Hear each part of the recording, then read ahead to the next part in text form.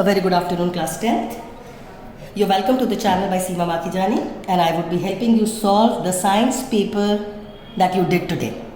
I'm referring to the question paper codes of 31/2, 1, 2 and 3 only. These are daily question papers. But in case you have other papers also, there could be a possibility कि questions similar हो. So please watch the video to completion. Fine? So moving on with the science question paper, the total marks of the paper were 40 and we begin with the question number 1. I have taken up all these sets together, all the questions in it are together. So it's a mixed batch of questions. Now I would be doing only the chemistry section of the paper, which was slightly tricky. So the first question that is in this set is the question number 6. It is a 2-mark question. There was a periodic table given to you and you were asked that what is the formula of the compound formed between A and F. अब बेटा A को देखो, A is placed here. अगर A यहाँ पे placed है तो उसके वैलेंस इलेक्ट्रॉन्स 2 हुए, उसकी वैलेंसी 2 है. F is placed here. 17th group के वैलेंस इलेक्ट्रॉन्स 7 है तो उसकी वैलेंसी 1 है. A की वैलेंसी 2 है, F की वैलेंसी 1 है, तो फॉर्मूला बनता है AF2. E और B की बात करें, E is in group 1 यानी 1 electron in the outermost shell, so valency 1 है. B is placed in the group number 16 यानी आउटरमोस्ट में इलेक्ट्रॉन 6 हैं तो valency again is 2. So E की वैलेंसी 1 है, B की वैलेंसी 2 है. So your formula becomes E की वैलेंसी 1 गोज टू B और B की valency 2. So this is it, that is your formula would be E2 and B. Is that clear? The second part of the question says कि इसमें से noble gas बताइए. तो noble gas belongs to group number 18, so your answer should be C. Metalloid बताइए, metalloids belong to group number 14, so your answer should be D. So these are the answer to this question. Moving on to the second question given in the paper. This was slightly tricky question. Write the chemical formula of 2 consecutive homologues of an organic compound having functional group OH.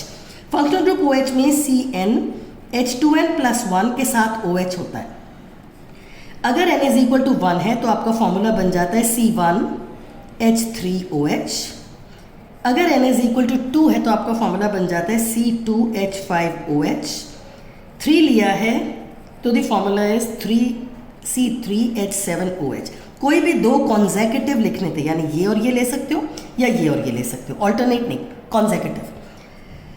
What happens to the boiling point of these compounds of homologous series? Now boiling point is directly proportional to molecular mass. मतलब जैसे जैसे molecular mass बढ़ता है boiling point बढ़ता जाता है. Coming to the solubility of organic compounds, जो solubility है वो molecular mass से inversely proportional होती है, पर ये बात NCERT में बहुत अच्छे से नहीं दे रखी है. It is written in NCERT की similar gradation. मॉलिकुलर मास बढ़ने से वाटर में सॉल्युबिलिटी कम होती जाती है, so inversely proportional to molecular mass होना चाहिए. तो मतलब अगर आपने ये दोनों लिए हैं तो बॉइलिंग पॉइंट इसका ज़्यादा होगा और सॉल्युबिलिटी इसकी ज़्यादा होगी. फाइन. ऑफ कोर्स ये वाला क्वेश्चन थोड़ा ट्रिकी है. देयर इज़ अ चांस कि स्टूडेंट्स ने इसमें एरर किया होगा. ये दूसरे सेट का सेक्शन है. Carbon prefers to share its valence electrons with other elements it shares and rather than gaining electron या लूजिंग इलेक्ट्रॉन. इसमें आपको ये समझाना था कि carbon can not gain 4 electrons and carbon can not lose 4 electrons. Gain 4 क्यों नहीं कर सकता electrons? Because if it gains 4 electrons then you will have 6 protons and 10 electrons and 6 protons will not be able to handle 10 electrons. 4 electrons छोड़ क्यों नहीं सकता? 4 electrons छोड़ने में there will be a large amount of energy needed. There is a video already in my channel where you can see this answer. So it can neither gain 4 electrons nor it can lose 4 electrons. Lose करने में energy required is too large, so it does not happen. और gain 4 करने के लिए protons बहुत कम रह जाते हैं to hold up the 10 electrons. Atomic number of an element X given is 11. Write the electronic configuration. तो electronic configuration हो गई 2, 8, 1. Write the formula and the nature and its valency. Valency is the valence electrons या फिर 8 minus the valence electrons, whichever is lost. So the answer is valency is 1. तो half mark इसका है, half mark इसका है. Since it is a metal, क्योंकि it has a tendency to lose 1 electron. Since it is a metal, तो metal का जो oxide होता है, it is always basic in nature. So metal oxides are basic in nature was to be mentioned. ये third set का section A का question है. Electron, give the electronic configuration of this element. बेटा इसमें जो ये नीचे वाला नंबर होता है is the number of protons, since it is neutral तो electron is also equal to 20। जब 20 इलेक्ट्रॉन्स होते हैं और हमको इसका इलेक्ट्रॉनिक कॉन्फ़िगरेशन लिखना है तो 2882 is the element electronic configuration. You have to give the position in the modern periodic table. Now इसमें शेल्स कितने हैं? 4, therefore that is your period number. Number of electrons in the outermost shell कितने हैं? 2। Since the valence electrons is equal to 2, therefore group B इसका 2 हो गया। Since it is a metal, again metal oxides, metal क्यों है? क्योंकि उसके outer shell में 2 इलेक्ट्रॉन्स है, it has tendency to lose electron. Metal oxide is basic in nature. Last, give one other element of this group. जिस element के outer shell में 2 electron हो, उसका एग्जाम्पल बेटा एक हो सकता है मैग्नीशियम, क्योंकि उसकी एटॉमिक नंबर 12 है, और एक हो सकता है बेरिलियम जिसका एटॉमिक नंबर 4 है। कोई भी एक एग्जाम्पल इसमें से दिया जा सकता था, ईदर मैग्नीशियम और बेरिलियम। फाइन, नेक्स्ट वाला क्वेश्चन देखते हैं। Right the name and draw the structure of a saturated hydrocarbon, मतलब ये एल्केन्स की बात कर रहा है, विथ 4 कार्बन्स। एल्केन का जनरल फॉर्मूला होता है CnH2n+2। अगर कार्बन 4 है तो N इज इक्वल टू 4 हो जाएगा, C4H10। ये हुआ एक काम। Right the name and draw the structure, तो नेम क्या हो गया इसका? ब्यूटेन के मार्क्स होंगे। ड्रॉ द स्ट्रक्चर अभी ड्रॉ कर देते हैं।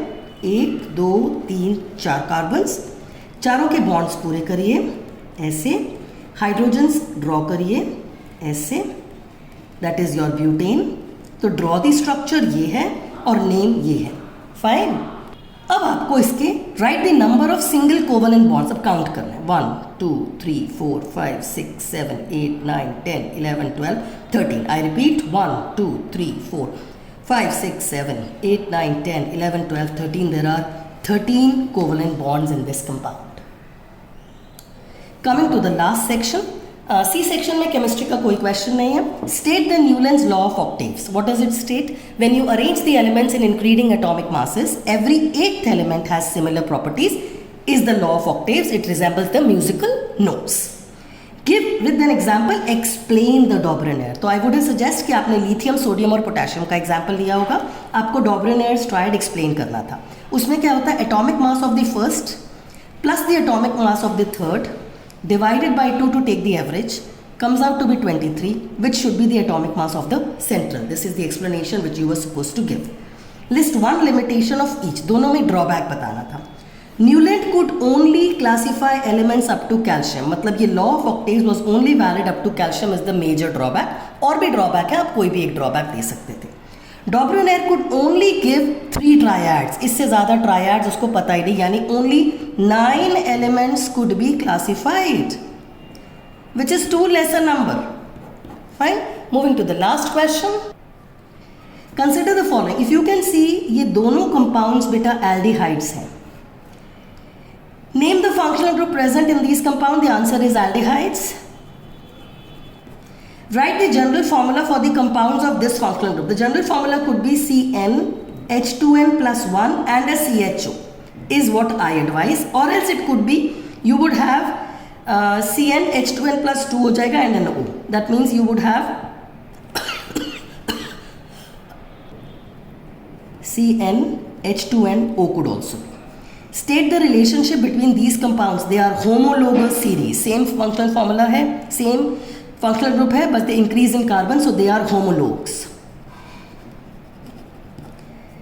Draw the structure of any other compound having similar functional group. तो इसमें 3 वाला बना दिया है, 2 वाला बना दिया। I advise कि आपने या तो 1 वाला बना सकते थे, 1 वाले में it would be this, और 3 वाला बनाते या 4 वाला बनाते तो it would have been this. That is up to you.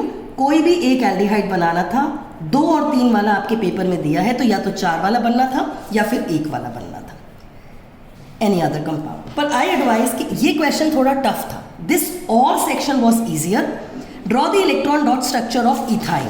Ethyne क्या होता है? C2H2, एक carbon, this is the bond structure, और उसका इलेक्ट्रॉन डॉट बनाना होता है। तो आई ऑलवेज एडवाइज कि एलिमेंट्स को लिख दो, हर एक बॉन्ड की जगह पे 2-2 इलेक्ट्रॉन बना दो, हर एक बॉन्ड की जगह पे 2-2 इलेक्ट्रॉन बना दो। ये रहा हाइड्रोजन, ये रहा हाइड्रोजन सेटिस्फाइड। कार्बन को देखिए, तो कार्बन को सेटिस्फाई करने के लिए ये रहे 8 इलेक्ट्रॉन्स, और इस कार्बन को सेटिस्फाई करने के लिए ये 8 electron. So this is your electron dot structure for ethyl. List 2 differences between properties exhibit by covalent compounds और आयनिक कंपाउंड्स. तो बेटा आयनिक कंपाउंड्स वाटर सॉल्युबल है, हाई मेल्टिंग पॉइंट है and conduct electricity in aqueous और molten state. कोई भी 2 differences बताने थे.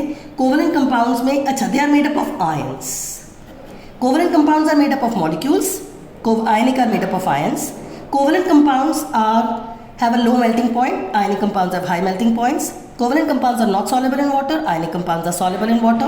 Covalent compounds do not conduct electricity, while ionic compounds conduct electricity in molten or in aqueous state. I have done all the chemistry questions for the Delhi-based question paper. कुछ questions आपके paper में भी same होंगे. And the chemistry section was of 10 marks. Rest is your bio and physics. I hope your teachers of bio and physics would help you out. I am a chemistry expert, so I am solving it for chemistry. Hope you did it well. If you love chemistry, you would be opting out for science next year. Please keep joining my channel and spreading the word. Thanks a ton. Bless you loads. Bye.